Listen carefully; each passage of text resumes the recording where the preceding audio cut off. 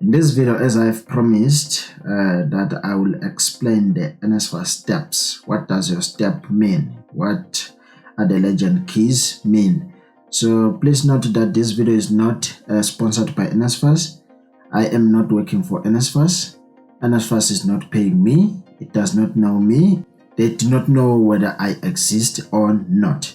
So please make sure that what you can give back is your respect, ladies and gentlemen.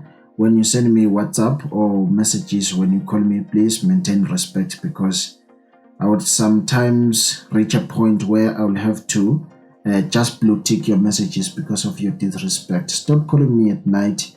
I will have to also relax. If I respond at that time, that means I have decided to catch up with the work and messages. It's not like I have to respond at night. So I am not working for NSFAS. Please keep it in mind. I am assisting you with these minor inquiries that they do not need the NSFAS system, whether the NYDA systems.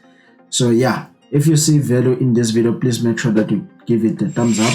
I will really appreciate that one. Those who would like to donate, they are welcome to donate, ladies and gentlemen. Yeah, they can do EFT, but if you need my banking details, you can contact me and yeah, donate. So without wasting any time, I would advise that we go to Google Chrome. I always advise that you do it, but next time I will also try doing tutorial with a different internet web and see how it works. Let's go to the NSFAS website.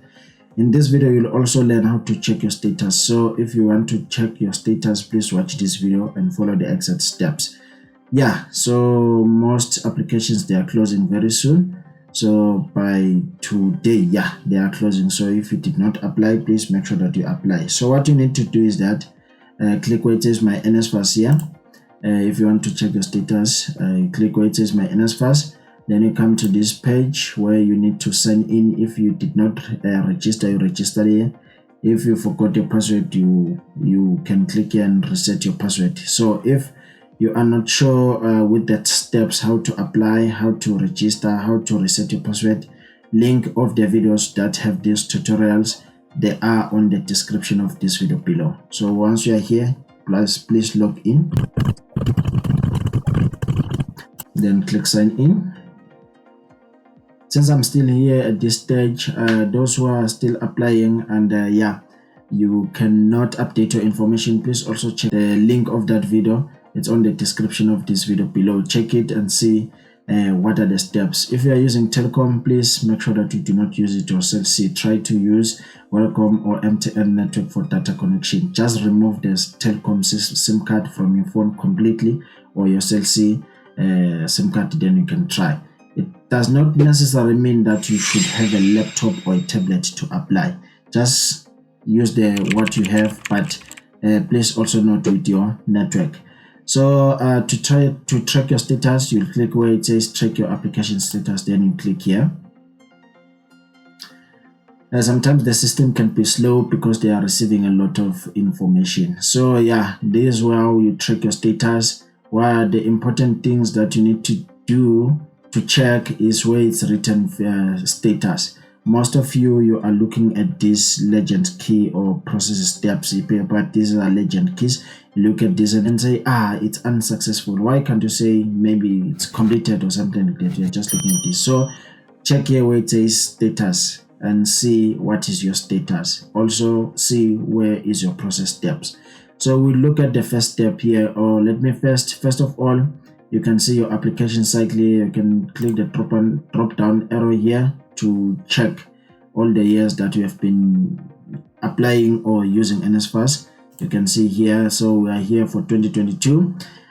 This is a legend key, ladies and gentlemen. This should not confuse you. It explains the symbols that you will be seeing on the process steps. Meaning if you see this one, you'll know that you are on the current step. If you see this one, the step is completed. If you see this one, that means it's a next step. Awaiting information, that means you should see this sign. If you see this sign, as you can see it here, it means that it has been unsuccessful. Also, you can see the status, it will say unsuccessful. So currently I will explain just the steps. I will come with another video where I will be explaining the statuses. So the first step is submitted. That is the old step that we do, that we all see after submitting our application. That means your application has been loaded on the NSFAS website successfully. That means you have successfully applied.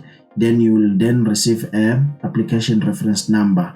Yeah, that will show that you have applied. So if you see that you didn't receive an application reference number, please just make sure that recheck again and make sure that you have applied. This could be your confirmation. Coming to the filtering stage. At this stage of filtering, the system checks if you are a returning student or whether you have any previous qualifications. So this is where they check with universities, colleges, and see if you are a returning student or you have any undergraduate qualification from the university. It does not matter whether you were using NSFAS or you were not using NSFAS when completing that qualification. In most cases, it is that when you went to a college or university and you completed the qualification, NSFAS will not fund you. As you can see in my case here, the status was unsuccessful here at this stage where it says filtering, and it was unsuccessful. Reason: existing qualification. NSFAS only provide funding for your first undergraduate qualification. So you can see the reason. This is what is good about NSFAS now, is that they can also provide the reason. So in most of the students, what happened now is that their steps were on evaluation, which I will shortly explain when I reach here. Then it went back to filtering. It does not mean that they rejected you. They rejected you at this stage. Then it went back to filtering. So I'll explain this stage why it is like that. So if you see this one and you see that your reason is missing information, please check out this video that will pop out on the screen. It will be also on the description of this video, the link. Please watch it and see if one of your reasons are not there why you had missing document, while you had an unsuccessful status. So we come to the validation step. This is where NSFAS is conducting third parties. They are checking with SASA. They are checking with Department of Home Affairs. They need to verify the document that you have provided to NSFAS if they are valid, and they can be confirmed. So SASA and the Home Affairs, the Department of Home Affairs, they should verify that indeed you submitted a correct and accurate maybe ID copy. It is valid. Yeah, this is the step. Then we go to this evaluation step. At this evaluation step, this is when NSFAS is verifying all the documents you have submitted during your application. When you are applying, all the documents that you have uploaded, now they are evaluating them. So now they've noticed that, okay, it's fine, they are valid, but now we need to evaluate if you provided the correct document. So for example, if they asked you whether you are working, or they said provide a proof of income, and you decided to upload an affidavit, this is what they are checking now. So you note that affidavit, NSFAS stated that in bold, that affidavit will not be required, will not be assessed, or will not serve the purpose of an proof of income. So you need a payslip if you are working. If you are not sure with the requirements, please go back to the NSFAS here and check, and come and click where for student and click how it works here. You can see all the document. If you scroll down, these are the documents that are required, all of this one, and everyone who can apply. So we go to this important stage. This is the stage where all of us, we are hoping and we want to see them ticked or completed. So usually they will be ticked both, or they will complete it at the same time. Once they tick this one, they will also tick this one, as I will be explaining very shortly. Most of you are complaining that it has been stuck here for weeks, for months. It does not matter how long does it take. It means, with this stage, it means that NSFAS is verifying your household financial status or household income that was declared in your application. That means if you said you are working, you are earning maybe 8,800 on your application, now NSFAS needs to verify that with SARS, with all the third parties involved. This includes SARS, to check that indeed you provided the correct amount and that you are not earning more than 350,000 Rand per year. Sometimes you might be staying with your mother and you are not staying with your father. They will also consider your father. So make sure that this thing is sorted with Home Affairs or SARS. If your parents are separated, that also should be sorted on Home Affairs. If maybe they abandoned you or you do not know them, the Social Development Department should know that you are an orphan. That is not a crime or a shame to be an orphan. All of us, we went through that, through those steps. We are orphans, but we cannot be ashamed of that. We didn't do it, but situation happened. So yeah, make sure that when it comes to this funding eligibility, your financial affairs with your parents are sorted, because they will check both mother and father. Then awaiting academic result. This is after, from these steps going forward, it is not your step, it is between the university and NSFAS now. So at this one where it says awaiting academic result, yeah, it means that NSFAS is checking your academic result and the institution admission status to ensure that you meet the requirements to be funded by NSFAS.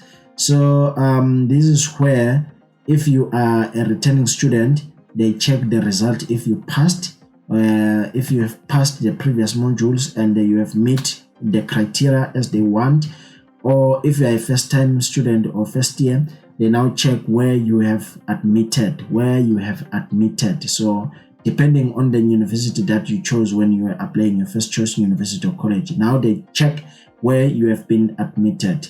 Those universities should provide the data to NSFAS. We will notice that many of you find yourself to stay on this stage for a while. This is because NSFAS has to wait for the information from your chosen institution. That's why it is important when you are applying, when you were applying to provide your first choice university, where you know that you were going to be accepted or admitted. Yes. So now we go to this one, awaiting valid registration data from institution. So these are not your steps to be worried. Once when you see these steps here, know that you are funded. Then we come to this one. It means that NSFAS at this stage is receiving or is waiting for data from your institution to enable them to create the bursary agreement, the NPA agreement. This is another step which I can say student, they find themselves waiting for a long period of time. This is because NSFAS has to wait for the information from your chosen institution. Now they need to check whether you are registered. They are sending the claims. Those universities should send the claims to NSFAS so that NSFAS can start paying. Signing off agreement. At this stage, you need to sign the NPA, your bursary agreement, so that NSFAS can dispute your allowances. Sometimes at universities, they need you to follow the steps. Yeah, I believe there are some different steps implemented by university, but here at UJ, you just need to accept the consent form or complete the consent form online on ATS Enabler and upload your accommodation invoices. Then after that, they will receive it. They will receive your document and load your allowances. I don't know with other universities how do they work, but at this time, the NPA agreement can come later. So yeah, coming to the last steps of payment, your allowances are now being paid either through NSFAS mobile wallet if you are studying at a college system, or through your institution if you are studying on the public higher institutions. All of the 26 or 27, those ones, they are getting cash, and yeah, they are being loaded through Fundi. I don't know other universities, but most of them through Fundi, then Fundi pay them direct to cash. That's when you need to upload your banking details. So I'm coming with another video where I'll be explaining more about the steps that are here. So I just need to conclude my research and information before I provide you. If you want to add something or you have a question, you can leave a comment below so that we can all engage and see how we can help each other. So ladies and gentlemen, good luck with your registrations to those who have been accepted to study at universities, and those who received NSFAS, good luck with your registrations. And those who are still waiting, please continue praying. God will hear your prayers. Good luck with your registrations and take care of yourselves. Bye-bye.